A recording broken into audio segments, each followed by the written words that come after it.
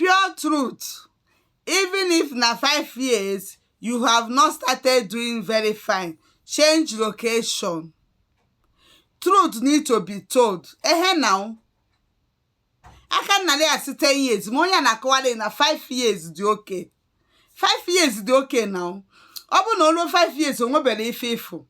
That's when if that's on that's aka dro ka akwala akwo is obido na early 5 years the early stage yeah. That mbiru zi 10 zi aka ichokwa inokwa more. So 20s ka anya eji we foi.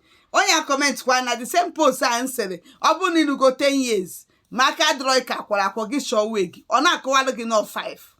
Si bido na 5 no kamma. Si bido na 5 because a stitch in time says 9. Achwe woji n'oge. Before chie weji ochichi gbalana ya fuze woji. Imalo. So o say na 5 years di okay. Ki na akakwu yale.